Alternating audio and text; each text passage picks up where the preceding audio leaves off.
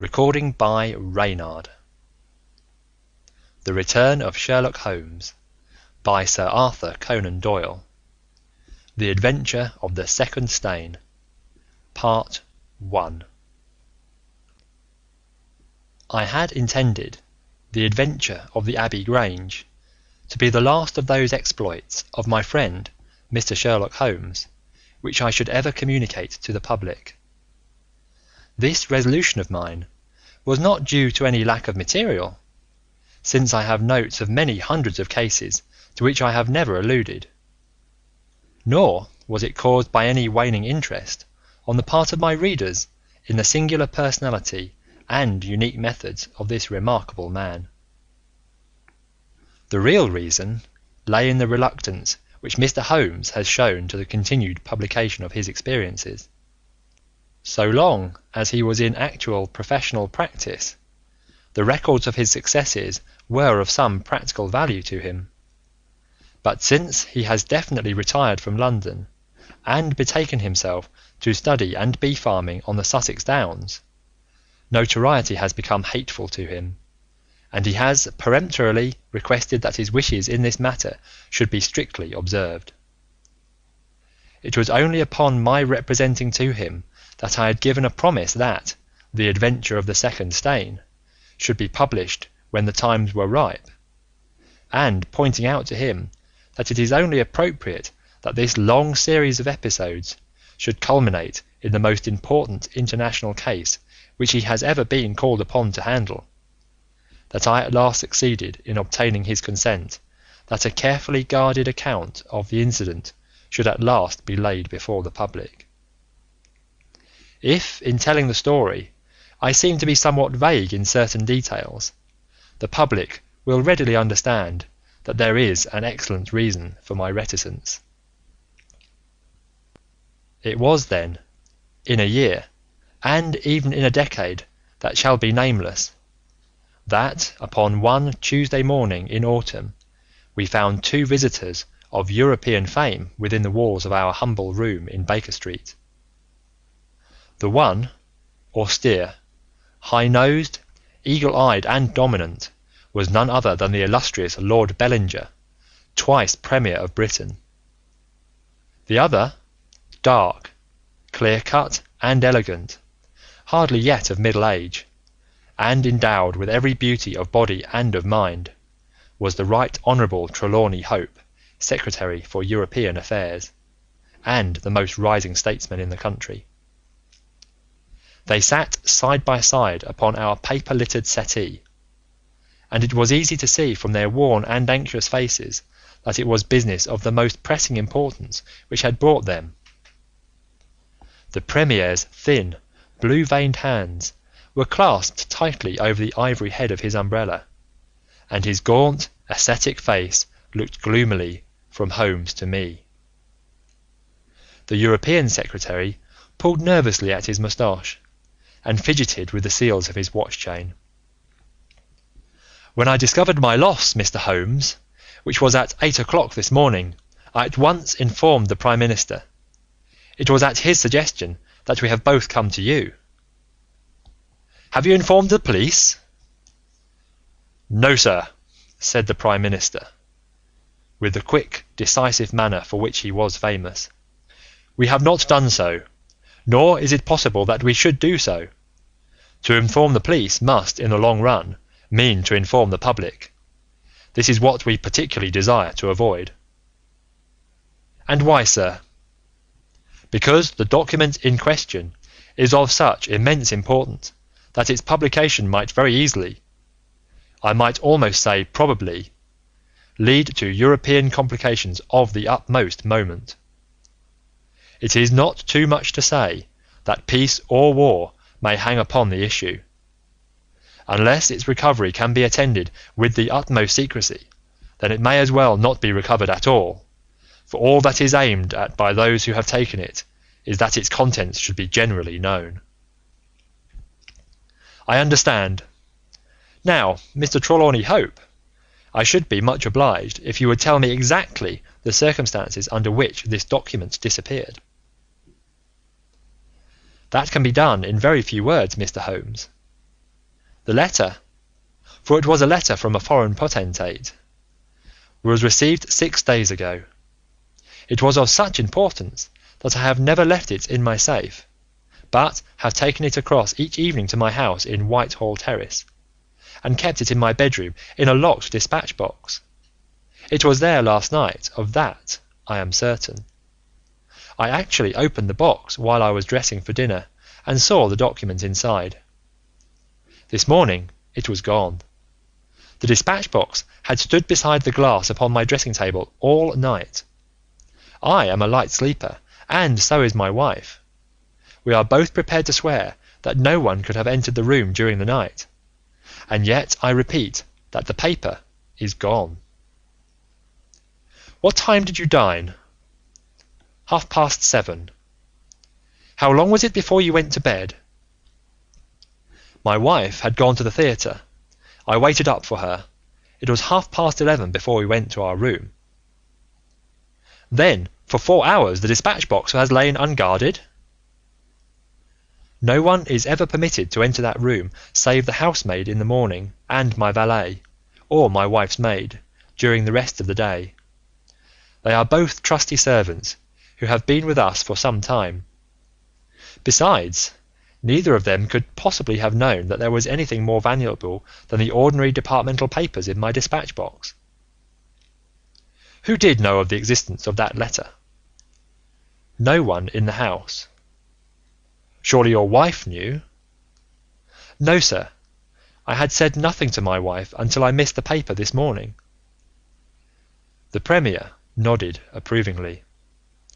I have long known, sir, how high is your sense of public duty, said he. I am convinced that in the case of a secret of this importance, it would rise superior to the most intimate domestic ties. The European Secretary bowed. You do me no more than justice, sir. Until this morning, I had never breathed one word to my wife upon this matter. Could she have guessed? No, Mr. Holmes, she could not have guessed, nor could anyone have guessed. Have you lost any documents before? No, sir. Who is there in England who did know of the existence of this letter? Each member of the Cabinet was informed of it yesterday, but the pledge of secrecy which attends every Cabinet meeting was increased by the solemn warning which was given by the Prime Minister. Good heavens, to think that within a few hours I should myself have lost it! His handsome face was distorted with a spasm of despair, and his hands tore at his hair. For a moment we caught a glimpse of the natural man, impulsive, ardent, keenly sensitive. The next, the aristocratic mask was replaced, and the gentle voice had returned. Besides the members of the Cabinet, there are 2, or possibly 3, departmental officials who know of the letter. No one else in England, Mr. Holmes, I assure you. But abroad? I believe that no one abroad has seen it save the man who wrote it. I am well convinced that his ministers, that the usual official channels have not been employed. Holmes considered for some little time. Now, sir, I must ask you more particularly what this document is, and why its disappearance should have such momentous consequences. The 2 statesmen exchanged a quick glance, and the Premier's shaggy eyebrows gathered in a frown. Mr. Holmes, the envelope is a long, thin one, of pale blue colour. There is a seal of red wax stamped with a crouching lion. It is addressed in large, bold handwriting to... I fear, sir, said Holmes, that, interesting and indeed essential as these details are, my inquiries must go more to the root of things. What was the letter? That is a state secret of the utmost importance, and I fear that I cannot tell you, nor do I see that it is necessary. If, by the aid of the powers which you are said to possess, you can find such an envelope as I describe, with its enclosure, you will have deserved well of your country, and earned any reward which it lies in our power to bestow. Sherlock Holmes rose with a smile. "You are two of the most busy men in the country," said he, "and in my own small way I have also a good many calls upon me. I regret exceedingly that I cannot help you in this matter, and any continuation of this interview would be a waste of time." The Premier sprang to his feet with that quick, fierce gleam of his deep-set eyes before which a cabinet has cowered. "I am not accustomed, sir," he began, but mastered his anger and resumed his seat. For a minute or more we all sat in silence. Then the old statesman shrugged his shoulders. "We must accept your terms, Mr. Holmes.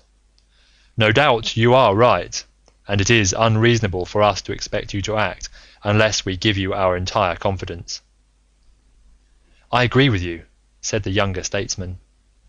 "Then I will tell you, relying entirely upon your honour and that of your colleague, Dr. Watson, I may appeal to your patriotism also, for I could not imagine a greater misfortune for the country than that this affair should come out. You may safely trust us. The letter, then, is from a certain foreign potentate who has been ruffled by some recent colonial developments of his country. It has been written hurriedly, and upon his own responsibility entirely. Inquiries have shown that his ministers know nothing of the matter. At the same time, it is couched in so unfortunate a manner, and certain phrases in it are of so provocative character, that its publication would undoubtedly lead to a most dangerous state of feeling in this country. There would be such a ferment, sir, that I do not hesitate to say that within a week of the publication of that letter, this country would be involved in a great war." Holmes wrote a name upon a slip of paper and handed it to the Premier. "Exactly, it was he. And it is this letter which may well mean the expenditure of 1,000 millions and the lives of 100,000 men, which has become lost in this unaccountable fashion. Have you informed the sender?" "Yes, sir. A cipher telegram has been dispatched." "Perhaps he desires the publication of the letter." "No, sir, we have strong reason to believe that he already understands that he has acted in an indiscreet and hot-headed manner. It would be a great blow to him and to his country than to us if this letter were to come out." "If this is so, whose interest is it that the letter should come out? Why should anyone desire to steal it or to publish it?" "There, Mr. Holmes, you take me into regions of high international politics. But if you consider the European situation, you will have no difficulty in perceiving the motive. The whole of Europe is an armed camp. There is a double league, which makes a fair balance of military power. Great Britain holds the scales. If Britain were driven into war with one confederacy, it would assure the supremacy of the other confederacy, whether they joined in the war or not. Do you follow?" "Very clearly. It is then the interest of the enemies of this potentate to secure and publish this letter, so as to make a breach between his country and ours." "Yes, sir." "And to whom would this document be sent if it fell into the hands of an enemy?" "To any of the great chancelleries of Europe. It is probably speeding on its way thither at the present instant as fast as steam can take it." Mr. Trelawney Hope dropped his head on his chest and groaned aloud. The Premier placed his hand kindly upon his shoulder. "It is your misfortune, my dear fellow. No one can blame you.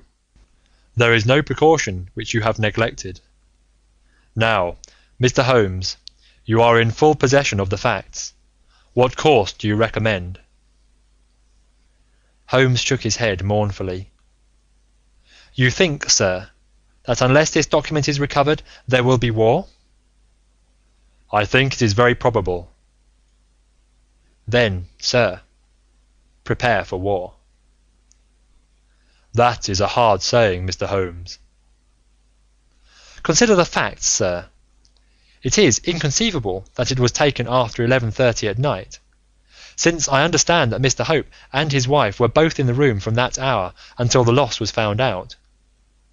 It was taken, then, yesterday evening between 7:30 and 11:30, probably near the earlier hour, since whoever took it evidently knew that it was there and would naturally secure it as early as possible.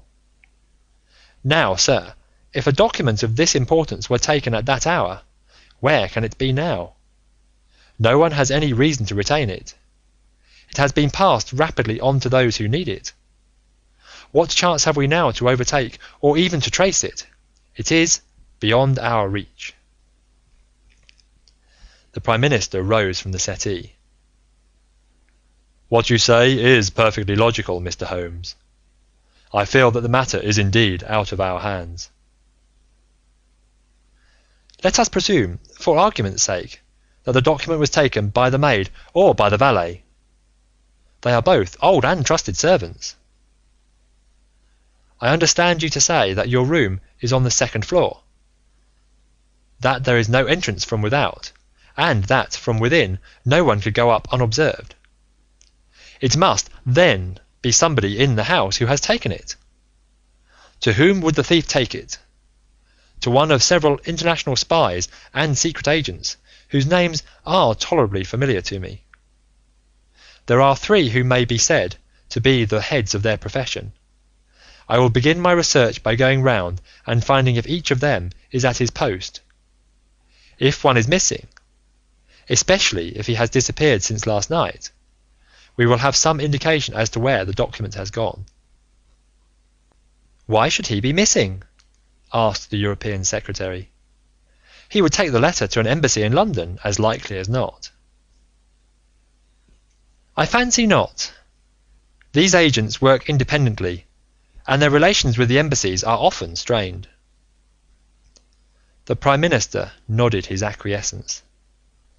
"I believe you are right, Mr. Holmes. He would take so valuable a prize to headquarters with his own hands. I think that your course of action is an excellent one. Meanwhile, Hope, we cannot neglect all our other duties on account of this one misfortune. Should there be any fresh developments during the day, we shall communicate with you, and you will no doubt let us know the result of your own inquiries." The two statesmen bowed and walked gravely from the room. When our illustrious visitors had departed, Holmes lit his pipe in silence and sat for some time lost in the deepest thoughts. I had opened the morning paper and was immersed in a sensational crime which had occurred in London the night before, when my friend gave an exclamation, sprang to his feet, and laid his pipe down upon the mantelpiece. "Yes," said he, "there is no better way of approaching it. The situation is desperate, but not hopeless. Even now, if we could be sure which of them has taken it, it is just possible that it has not yet passed out of his hands. After all, it is a question of money with these fellows, and I have the British Treasury behind me. If it's on the market, I'll buy it, if it means another penny on the income tax. It is conceivable that the fellow might hold it back to see what bids come from the side before he tries his luck on the other. There are only those three capable of playing so bold a game. There are Oberstein, La Rothiere, and Eduardo Lucas. I will see each of them." I glanced at my morning paper. "Is that Eduardo Lucas of Godolphin Street?" "Yes." "You will not see him." "Why not?" "He was murdered in his house last night." My friend has so often astonished me in the course of our adventures that it was with a sense of exultation that I realized how completely I had astonished him.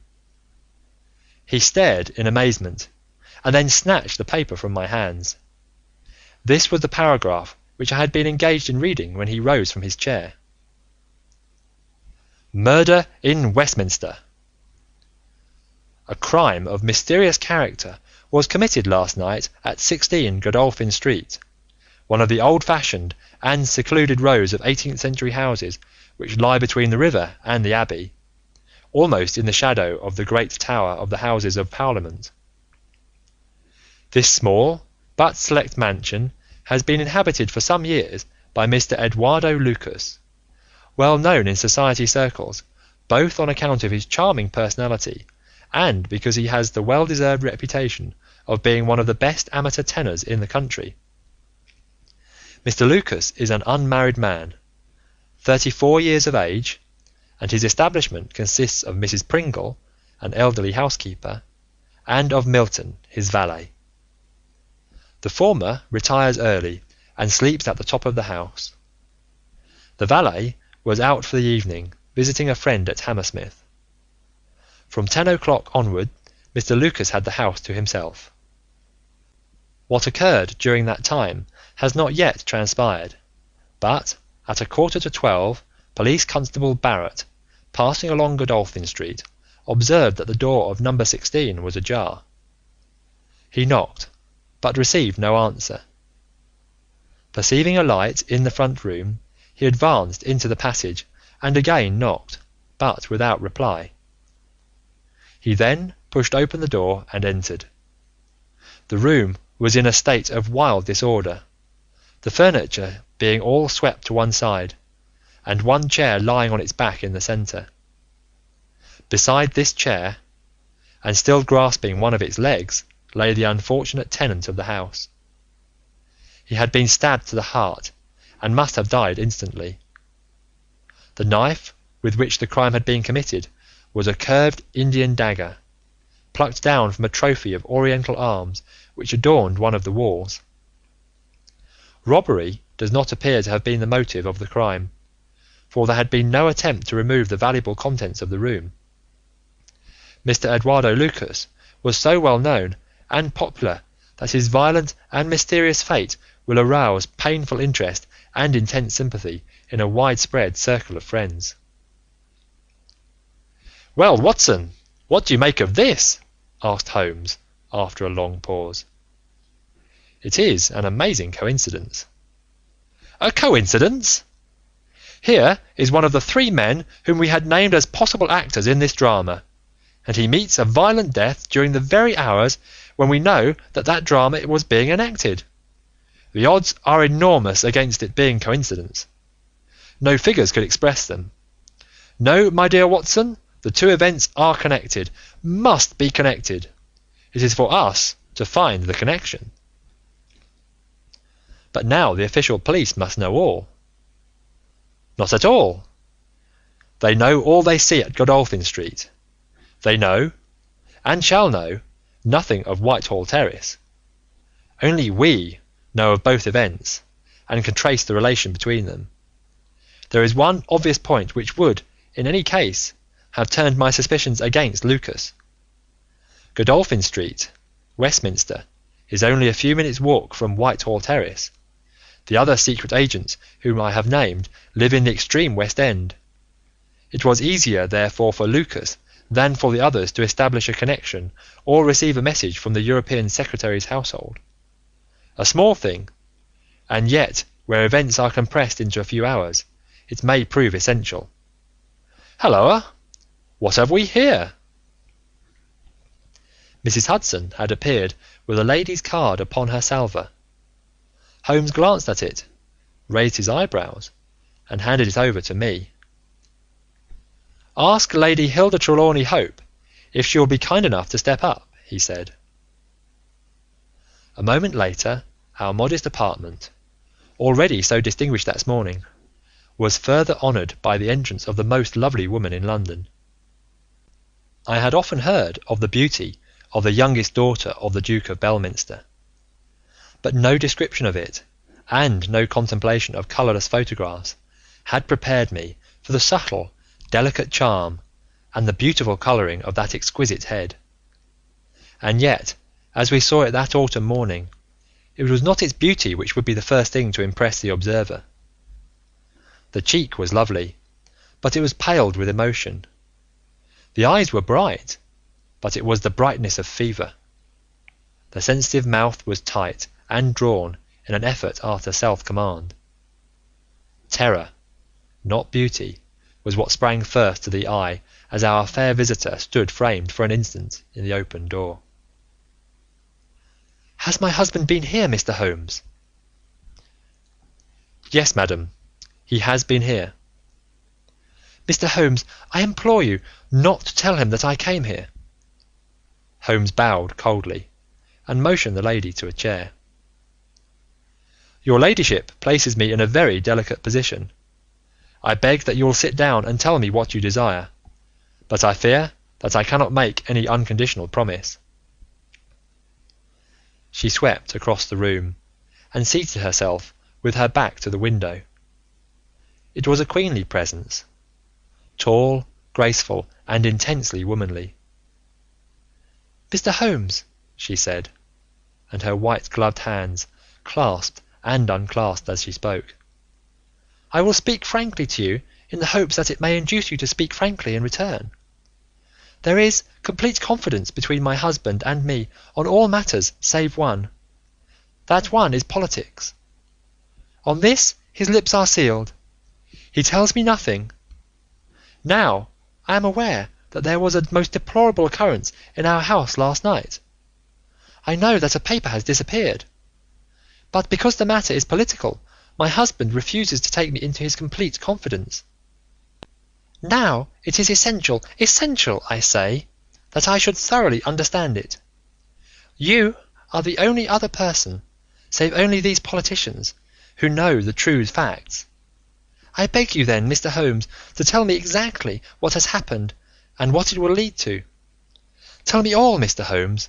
Let no regard for your client's interests keep you silent, for I assure you that his interests, if he would only see it, would be best served by taking me into his complete confidence. What was this paper which was stolen?" "Madam, what you ask me is really impossible." She groaned and sank her face into her hands. "You must see that this is so, madam. If your husband thinks fit to keep you in the dark over this matter, it is for me, who has only learned the true facts under the pledge of professional secrecy, to tell what he has withheld. It is not fair to ask it. It is him whom you must ask." "I have asked him. I come to you as a last resource. But without your telling me anything definite, Mr. Holmes, you may do a great service if you would enlighten me on one point." "What is it, madam?" "Is my husband's political career likely to suffer through this incident?" "Well, madam, unless it is set right, it may certainly have a very unfortunate effect." "Ah!" She drew in her breath sharply, as one whose doubts are resolved. "One more question, Mr. Holmes. From an expression which my husband dropped in the first shock of this disaster, I understood that terrible public consequences might arise from the loss of this document." "If he said so, I certainly cannot deny it." "Of what nature are they?" "Nay, madam, there again you ask me more than I can possibly answer." "Then I will take up no more of your time. I cannot blame you, Mr. Holmes, for having refused to speak more freely, and you on your side will not, I am sure, think the worse of me because I desire, even against his will, to share my husband's anxieties. Once more I beg that you will say nothing of my visit." She looked back at us from the door, and I had a last impression of that beautiful, haunted face, the startled eyes and the drawn mouth. Then she was gone. "Now, Watson, the fair sex is your department," said Holmes with a smile, when the dwindling frou-frou of skirts had ended in the slam of the front door. "What was the fair lady's game? What did she really want?" "Surely her own statement is clear, and her anxiety very natural." "Hum! Think of her appearance, Watson, her manner, her suppressed excitement, her restlessness, her tenacity in asking questions. Remember that she comes of a caste who do not lightly show emotion." "She was certainly much moved."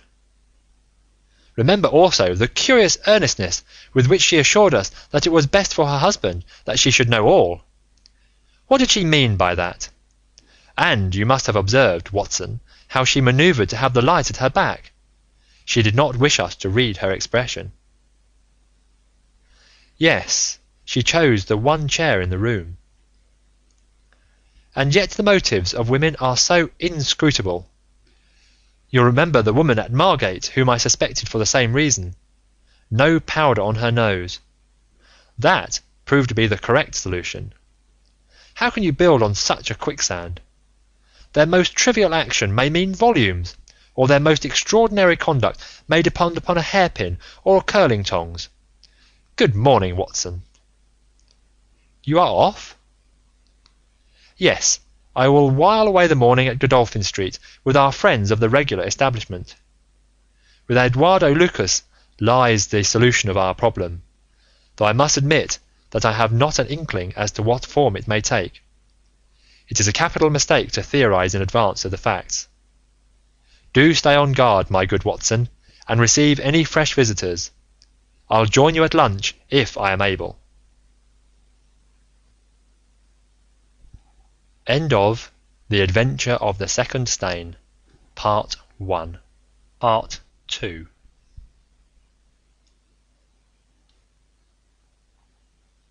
All that day, and the next, Holmes was in a mood which his friends would call taciturn, and others morose. He ran out and ran in, smoked incessantly, played snatches on his violin, sank into reveries, devoured sandwiches at irregular hours, and hardly answered the casual questions which I put to him. It was evident to me that things were not going well with him or his quest. He would say nothing of the case, and it was from the papers that I learned the particulars of the inquest, and the arrest, with the subsequent release, of John Mitten, the valet of the deceased. The coroner's jury brought in the obvious, wilful murder, but the parties remained as unknown as ever. No motive was suggested. The room was full of articles of value, but none had been taken. The dead man's papers had not been tampered with. They were carefully examined, and showed that he was a keen student of international politics, an indefatigable gossip, a remarkable linguist, and an untiring letter writer. He had been on intimate terms with the leading politicians of several countries, but nothing sensational was discovered among the documents which filled his drawers. As to his relations with women, they appeared to have been promiscuous but superficial. He had many acquaintances among them, but few friends, and no one whom he loved. His habits were regular, his conduct inoffensive. His death was an absolute mystery, and likely to remain so. As to the arrest of John Mitten, the valet, it was a counsel of despair, as an alternative to absolute inaction. But no case could be sustained against him. He had visited friends in Hammersmith that night. The alibi was complete. It is true that he started home at an hour which should have brought him to Westminster before the time when the crime was discovered, but his own explanation that he had walked part of the way seemed probable enough in view of the fineness of the night. He had actually arrived at 12 o'clock, and appeared to be overwhelmed by the unexpected tragedy. He had always been on good terms with his master. Several of the dead man's possessions, notably a small case of razors, had been found in the valet's boxes, but he explained that they had been presents from the deceased, and the housekeeper was able to corroborate the story. Mitten had been in Lucas's employment for 3 years. It was noticeable that Lucas did not take Mitten on the continent with him. Sometimes he visited Paris for 3 months on end, but Mitten was left in charge of the Godolphin Street house. As to the housekeeper, she had heard nothing on the night of the crime. If her master had a visitor, he had himself admitted him. So, for 3 mornings, the mystery remained, so far as I could follow it in the papers. If Holmes knew more, he kept his own counsel. But, as he told me that Inspector Lestrade had taken him into his confidence in the case, I knew that he was in close touch with every development. Upon the 4th day, there appeared a long telegram from Paris, which seemed to solve the whole question. "A discovery has just been made by the Parisian police," said the Daily Telegraph, "which raises the veil which hung round the tragic fate of Mr. Eduardo Lucas, who met his death by violence last Monday night at Godolphin Street, Westminster. Our readers will remember that the deceased gentleman was found stabbed in his room, and that some suspicion attached to his valet, but that the case broke down on an alibi. Yesterday, a lady, who has been known as Madame Henri Fournay, occupying a small villa in the Rue Austerlitz, was reported to the authorities by her servants as being insane. An examination showed she had indeed developed mania of a dangerous and permanent form. On inquiry, the police have discovered that Madame Henri Fournay only returned from a journey to London on Tuesday last, and there is evidence to connect her with the crime at Westminster. A comparison of photographs has proved conclusively that Monsieur Henri Fournay and Eduardo Lucas were really one and the same person, and that the deceased had for some reason lived a double life in London and Paris. Madame Fournay, who is of Creole origin, is of an extremely excitable nature, and has suffered in the past from attacks of jealousy which have amounted to frenzy. It is conjectured that it was in one of these that she committed the terrible crime which has caused such a sensation in London. Her movements upon the Monday night have not yet been traced, but it is undoubted that a woman answering to her description attracted much attention at Charing Cross Station on Tuesday morning by the wildness of her appearance and the violence of her gestures. It is probable, therefore, that the crime was either committed when insane, or that its immediate effect was to drive the unhappy woman out of her mind. At present she is unable to give any coherent account of the past, and the doctors hold out no hopes of the re-establishment of her reason. There is evidence that a woman who might have been Madame Fournay was seen for some hours upon Monday night watching the house in Godolphin Street. "What do you think of that, Holmes?" I had read the account aloud to him while he finished his breakfast. "My dear Watson," said he, as he rose from the table and paced up and down the room, "you are most long-suffering, but if I have told you nothing in the last 3 days, it is because there is nothing to tell. Even now this report from Paris does not help us much. Surely it is final as regards the man's death?" "The man's death is a mere incident, a trivial episode, in comparison with our real task, which is to trace this document and save a European catastrophe. Only one important thing has happened in the last 3 days, and that is that nothing has happened. I get reports almost hourly from the government, and it is certain that nowhere in Europe is there any sign of trouble. Now, if this letter were loose... No, it can't be loose. But if it isn't loose, where can it be? Who has it? Why is it held back? That's the question that beats in my brain like a hammer. Was it, indeed, a coincidence that Lucas should meet his death on the night when the letter disappeared? Did the letter ever reach him? If so, why is it not among his papers? Did this mad wife of his carry it off with her? If so, is it in her house in Paris? How could I search for it without the French police having their suspicions aroused? It is a case, my dear Watson, where the law is as dangerous to us as the criminals are. Every man's hand is against us, and yet the interests at stake are colossal. Should I bring it to a successful conclusion, it will certainly represent the crowning glory of my career. Ah, here is my latest from the front." He glanced hurriedly at the note which had been handed in. "Halloa! Lestrade seems to have observed something of interest. Put on your hat, Watson, and we will stroll down together to Westminster." It was my first visit to the scene of the crime. A high, dingy, narrow-chested house, prim, formal, and solid, like the century which gave it birth. Lestrade's bulldog features gazed out at us from the front window, and he greeted us warmly when a big constable had opened the door and let us in. The room into which we were shown was that in which the crime had been committed, but no trace of it now remained, save an ugly, irregular stain upon the carpet. This carpet was a small square drugget in the centre of the room, surrounded by a broad expanse of beautiful, old-fashioned wood flooring in square blocks, highly polished. Over the fireplace was a magnificent trophy of weapons, one of which had been used on that tragic night.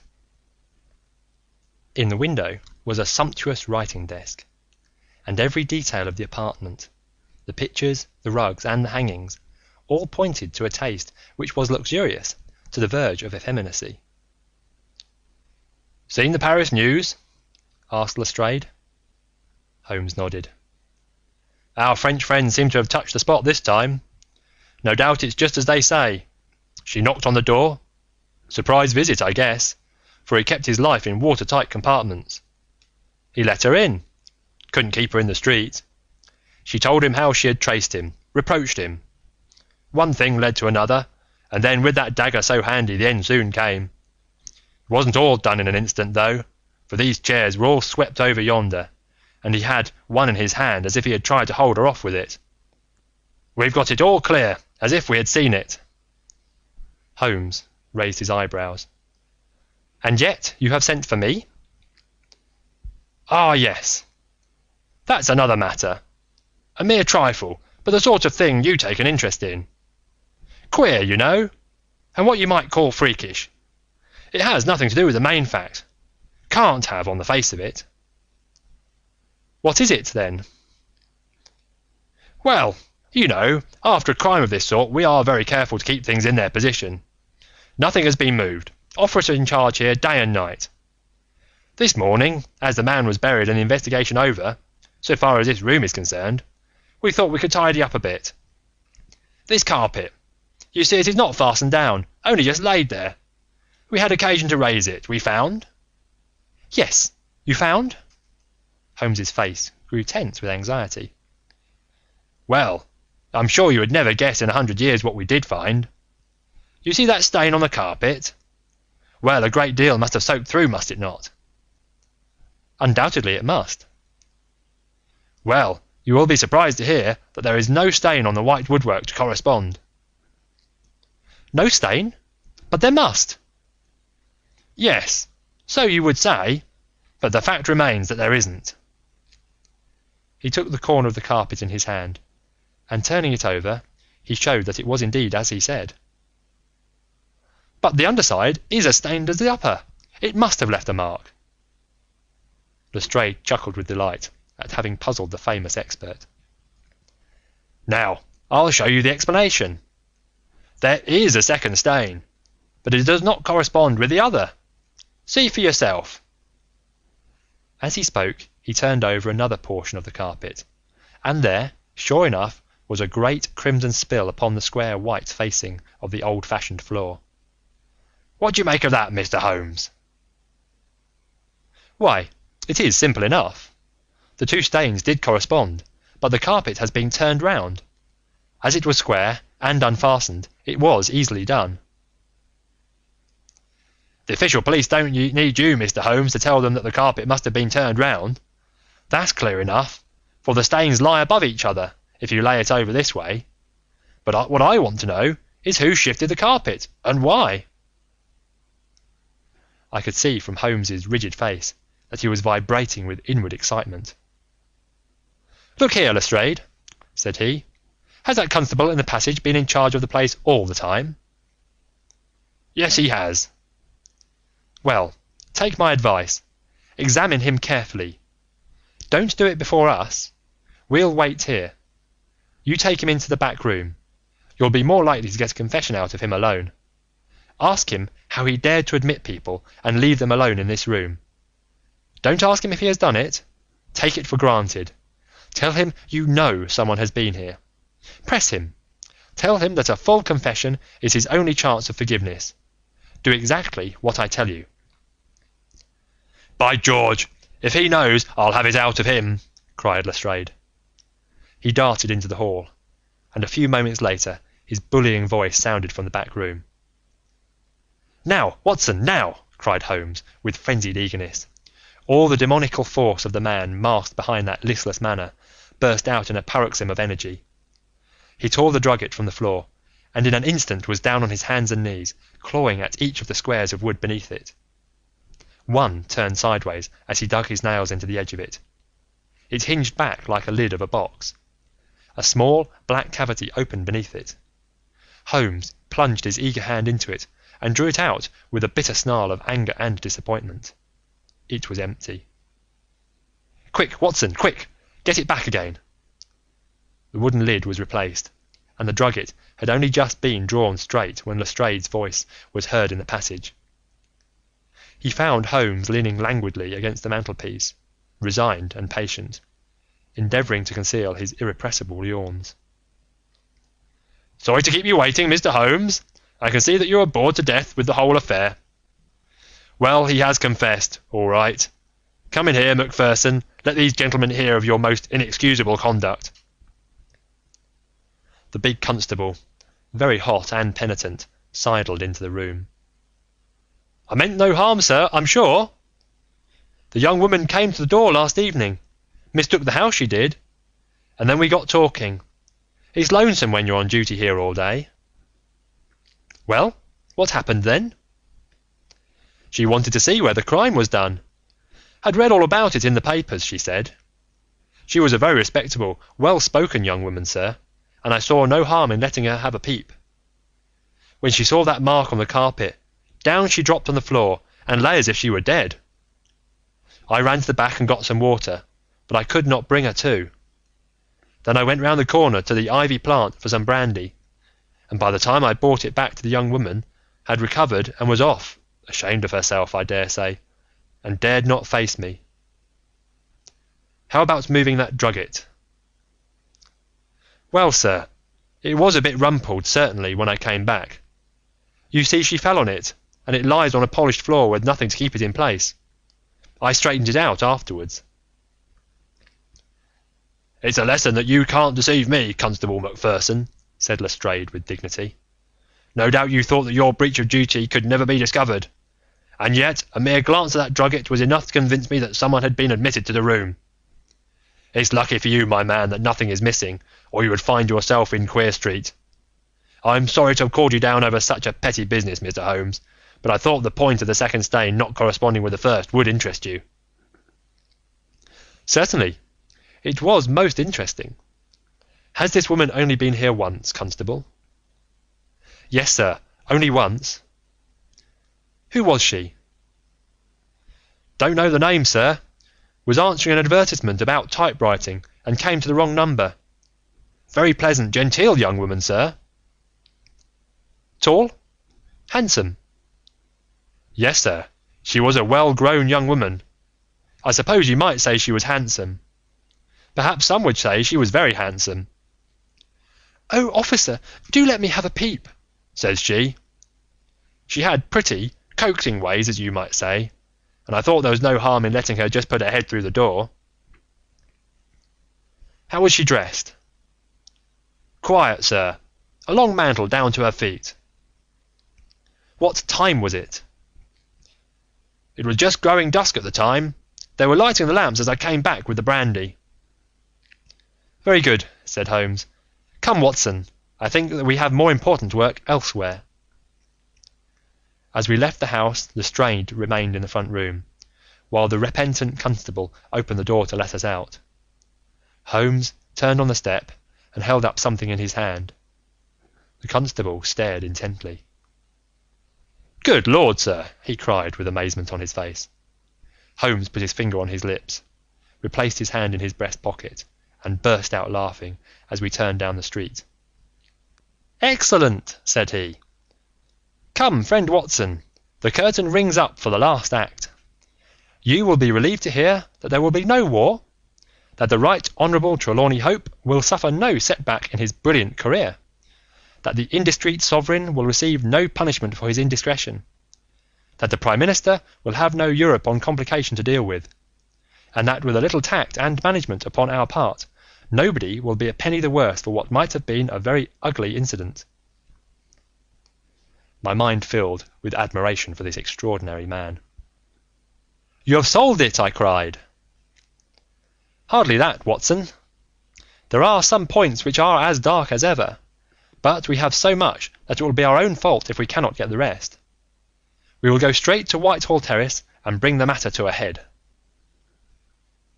When we arrived at the residence of the European Secretary, it was for Lady Hilda Trelawney Hope that Sherlock Holmes inquired. We were shown into the morning room. "Mr. Holmes," said the lady, and her face was pink with her indignation, "this is surely most unfair and ungenerous upon your part. I desired, as I have explained, to keep my visit to you a secret, lest my husband should think that I was intruding into his affairs. And yet you compromise me by coming here and so showing that there are business relations between us." "Unfortunately, madam, I had no possible alternative. I have been commissioned to recover this immensely important paper. I must therefore ask you, madam, to be kind enough to place it in my hands." The lady sprang to her feet, with the colour all dashed in an instant from her beautiful face. Her eyes glazed, she tottered. I thought that she would faint. Then, with a grand effort, she rallied from the shock, and a supreme astonishment and indignation chased every other expression from her features. You insult me, Mr. Holmes." Come, madam, it is useless. Give up the letter." She darted to the bell. "The butler shall show you out." "Do not ring, Lady Hilda. If you do, then all my earnest efforts to avoid a scandal will be frustrated. Give up the letter, and all will be set right. If you will work with me, I can arrange everything. If you work against me, I must expose you." She stood grandly defiant, a queenly figure, her eyes fixed upon his, as if she would read his very soul. Her hand was on the bell, but she had forborne to ring it. "You are trying to frighten me. It is not a very manly thing, Mr. Holmes, to come here and browbeat a woman. You say that you know something. What is it that you know?" "Pray sit down, madam. You will hurt yourself there if you fall. I will not speak until you sit down. Thank you." "I give you 5 minutes, Mr. Holmes." "1 is enough. Lady Hilda, I know of your visit to Eduardo Lucas, of your giving him this document, of your ingenious return to the room last night, and of the manner in which you took the letter from the hiding place under the carpet." She stared at him with an ashen face and gulped twice before she could speak. "You are mad, Mr. Holmes, you are mad!" she cried at last. He drew a small piece of cardboard from his pocket. It was the face of a woman cut out of a portrait. "I have carried this because I thought it might be useful," said he. "The policeman has recognized it." She gave a gasp, and her head dropped back in the chair. "Come, Lady Hilda, you have the letter? The matter may still be adjusted. I have no desire to bring trouble to you. My duty ends when I have returned the lost letter to your husband. Take my advice and be frank with me. It is your only chance." Her courage was admirable. Even now she would not own defeat. "I tell you again, Mr. Holmes, that you are under some absurd illusion." Holmes rose from his chair. "I am sorry for you, Lady Hilda. I have done my best for you. I can see that it is all in vain." He rang the bell. The butler entered. "Is Mr. Trelawney Hope at home?" "He will be at home, sir, at 1:15." Holmes glanced at his watch. "Still 1/4 of an hour," said he. Very good, I shall wait." The butler had hardly closed the door behind him when Lady Hilda was down on her knees at Holmes's feet, her hands outstretched, her beautiful face upturned and wet with her tears. "Oh, spare me, Mr. Holmes, spare me!" she pleaded in a frenzy of supplication. "For heaven's sake, don't tell him. I love him so. I would not bring one shadow on his life, and this, I know, would break his noble heart." Holmes raised the lady. "I am thankful, madam, that you have come to your senses even at this last moment. There is not an instant to lose. Where is the letter?" She darted across to a writing desk, unlocked it, and drew out a long blue envelope. "Here it is, Mr. Holmes. Would to heaven I had never seen it." "How can we return it?" Holmes muttered. "Quick, quick, we must think of some way. Where is the dispatch box?" "Still in his bedroom." "What a stroke of luck!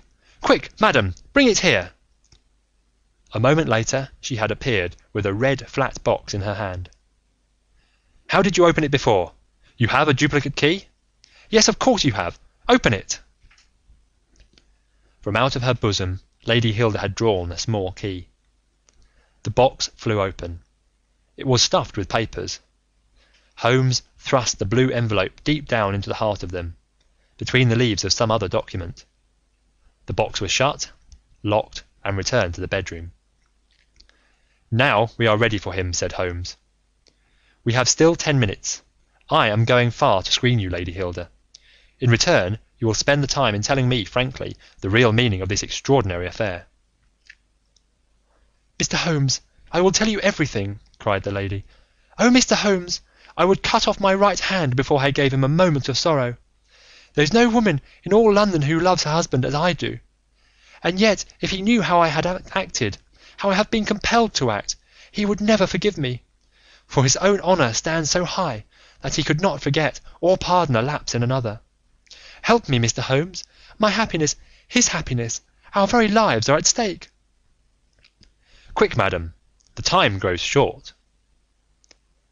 "It was a letter of mine, Mr. Holmes, an indiscreet letter written before my marriage, a foolish letter, a letter of an impulsive, loving girl. I meant no harm, and yet he would have thought it criminal. Had he read that letter, his confidence would have been forever destroyed. It is years since I wrote it. I had thought that the whole matter was forgotten. Then at last I heard from this man, Lucas, that it had passed into his hands, and that he would lay it before my husband. I implored his mercy. He said that he would return my letter if I would bring him a certain document, which he described in my husband's dispatch box. He had some spy in the office who had told him of his existence. He assured me that no harm could come to my husband. Put yourself in my position, Mr. Holmes. What was I to do?" "Take your husband into your confidence." "I could not, Mr. Holmes, I could not. On the one side seemed certain ruin, on the other, terrible as it seemed to take my husband's paper, still in a matter of politics I could not understand the consequences, while in a matter of love and trust they were only too clear to me. I did it, Mr. Holmes. I took an impression of his key. This man, Lucas, furnished a duplicate. I opened his dispatch box, took the papers, and conveyed it to Godolphin Street." "What happened there, madam?" "I tapped at the door. As agreed, Lucas opened it. I followed him into his room, leaving the hall door ajar behind me, for I feared to be alone with the man. I remember that there was a woman outside as I entered. Our business was soon done. He had my letter on his desk. I handed him the document. He gave me the letter. At this instant there was a sound at the door. There were steps in the passage. Lucas quickly turned back the drugget, thrust the document into some hiding place there, and covered it over. What happened after that is like some fearful dream. I have a vision of a dark, frantic face, of a woman's voice, which screamed in French. My waiting is not in vain. At last I have found you with her. There was a savage struggle. I saw him with a chair in his hand. A knife gleamed in hers. I rushed from the horrible scene, ran from the house, and only next morning in the paper did I learn of the dreadful result. That night I was happy, for I had my letter, and I had not seen yet what the future would bring. It was the next morning that I realised that I had only exchanged one trouble for another. My husband's anguish at the loss of his paper went to my heart. I could hardly prevent myself from there and then kneeling down at his feet and telling him what I had done. But that again would mean a confession of the past. I came to you that morning in order to understand the full enormity of my offence. From the instant that I grasped it in my whole mind was turned to the one thought of getting back my husband's paper. It must still be where Lucas had placed it, for it was concealed before this dreadful woman entered the room. If it had not been for her coming, I should not have known where his hiding place was. How was I to get into the room? For 2 days I watched the place, but the door was never left open. Last night I made a last attempt. What I did and how I succeeded you have already learned. I brought the paper back with me, and thought of destroying it, since I could see no way of returning it without confessing my guilt to my husband. Heavens, I hear his step upon the stair. The European secretary burst excitedly into the room. Any news, Mr. Holmes? Any news? He cried. I have some hopes. Ah, thank heaven! His face became radiant. The Prime Minister is lunching with me. May he share your hopes? He has nerves of steel, and yet I know that he has hardly slept since this terrible event. Jacobs, will you ask the Prime Minister to come up? As to you, dear, I fear that this is a matter of politics. We will join you in a few minutes in the dining room. The Prime Minister's manner was subdued, but I could see by the gleam of his eyes and the twitchings of his bony hands that he shared the excitement of his young colleague. I understand that you have something to report, Mr. Holmes. Purely negative as yet, my friend answered. I have inquired at every point where it might be, and I am sure that there is no danger to be apprehended. But that is not enough, Mr. Holmes. We cannot live forever on such a volcano. We must have something definite. I am in hopes of getting it. That is why I am here. The more I think of the matter, the more convinced I am that the letter has never left this house. Mr. Holmes! If it had, it would certainly have been public by now. But why should anyone take it in order to keep it in this house? I am not convinced that anyone did take it. Then, how could it leave the dispatch box? I am not convinced that it ever did leave the dispatch box. Mr. Holmes, this joking is very ill-timed. You have my assurance that it left the box. Have you examined the box since Tuesday morning? No, it was not necessary. You may conceivably have overlooked it. Impossible, I say. But I am not convinced of it. I have known such things to happen. I presume there are other papers there? Well, it may have got mixed with them. It was on the top. Someone may have shaken the box and displaced it. No, I had everything out. Surely it is easily decided, Hope, said the Premier. Let us have the dispatch box brought in. The secretary rang the bell. Jacobs, bring down my dispatch box. This is a farcical waste of time, but still, if nothing else will satisfy you, it shall be done. Thank you, Jacobs, put it here. I have always had the key on my watch chain. Here are the papers, you see. Letter from Lord Merrow, report from Sir Charles Hardy, memorandum from Belgrade, note on the Russo-German grain taxes, letter from Madrid, note from Lord Flowers. Good heavens! What is this? Lord Bellinger! Lord Bellinger! The Premier snatched the blue envelope from his hand. Yes, it is it. And the letter is intact. Hope, I congratulate you. Thank you, thank you. What a weight from my heart. But this is inconceivable, impossible. Mr. Holmes, you are a wizard, a sorcerer. How did you know it was there? Because I knew it was nowhere else. I cannot believe my eyes. He ran wildly to the door. Where is my wife? I must tell her that all is well. Hilda! Hilda! We heard his voice on the stairs. The Premier looked at Holmes with twinkling eyes. "Come, sir," said he, "there is more in this than meets the eye. How came the letter back in the box?" Holmes turned away, smiling from the keen scrutiny of those wonderful eyes. "We also have our diplomatic secrets," said he, and picking up his hat, he turned to the door.